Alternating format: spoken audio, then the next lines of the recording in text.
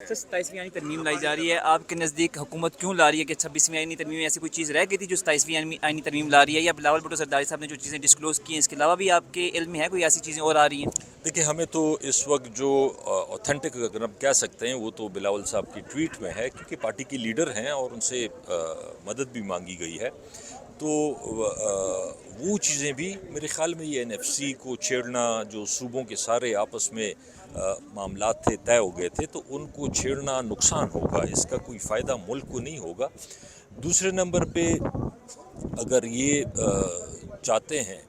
کہ کوئی بہتری ہو، تو ہم نے تو ابھی تک کوئی اس کا ڈرافٹ نہیں دیکھا، تو زیادہ تو بندہ بہتر تبھی کامنٹ کر سکتا ہے جب آپ کے سامنے ایک چیز ہو، آپ پڑھ لیں، دیکھ لیں، سمجھ لیں۔ تو اس وقت تو ہمارے سامنے کوئی چیز نہیں ہے، شاید حکومتی ارکان کو بھی نہیں پتا پچھلی دفعہ کی طرح کہ وہ آخری وقت تک ان کو پتہ ہی نہیں تھا کہ کیا ہے کیا نہیں ہے، تو شاید اس دفعہ بھی اسی طرح ہو۔ سر عمران خان صاحب نے انسٹرکشن دی ہے کہ حکومت یا اسٹیبلشمنٹ رابطہ کرنا چاہتی ہے تو محمود خان اچکزئی یا علامہ ناصر عباس سے کرے، تو اس سے یہ لگتا ہے کہ وہ اپنی جو پارٹی قیادت ہے اس سے ان کو اعتماد نہیں ہے، کیا کہیں گے اس پہ؟ دیکھیں، یہ تو ایک اینگل ہے سوچنے کا کہ اعتماد نہیں ہے۔ ہمارے پارٹی کے جتنے بھی ابھی تک لیڈرز ہیں کھڑے ہیں، ان پہ ابھی بھی کیسز ہیں، بھگت رہے ہیں، کاروباروں کی شکلوں میں، جیلوں کی شکلوں میں، آفریں ہوئی، وہ ساری چیزیں انہوں نے ٹھکرائی اور عمران خان کے ساتھ کھڑے ہیں، تو یہ نہیں کہ اعتبار نہیں ہے، لیکن جو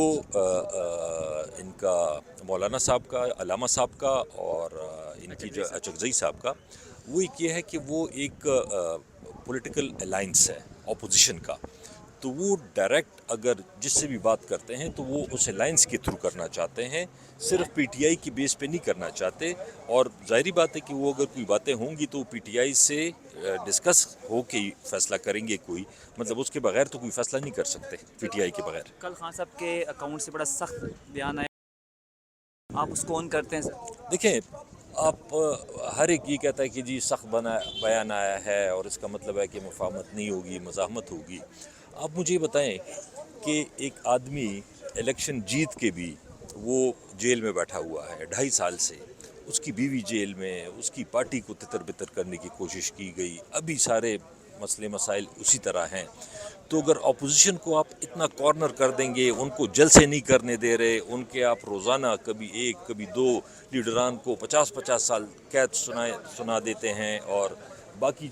ان کے ساتھ جو ہو رہا ہے پارٹی کے ساتھ، عمران خان کے ساتھ، تو آپ کیا ایکسپیکٹ کرتے ہیں کہ وہ کوئی اچھی بات کریں گے؟ ان کے پاس آپشن کیا رہ گئی؟ مطلب اپوزیشن تو ظاہری بات ہے، آپ ان کو سپیس نہیں دیں گے، نہ جلسے کی، نہ کسی چیز کی، تو پھر وہ احتجاج ہی کریں گے، وہ سخت زبانی استعمال کریں گے، اس کے علاوہ اور کیا کر سکتے ہیں؟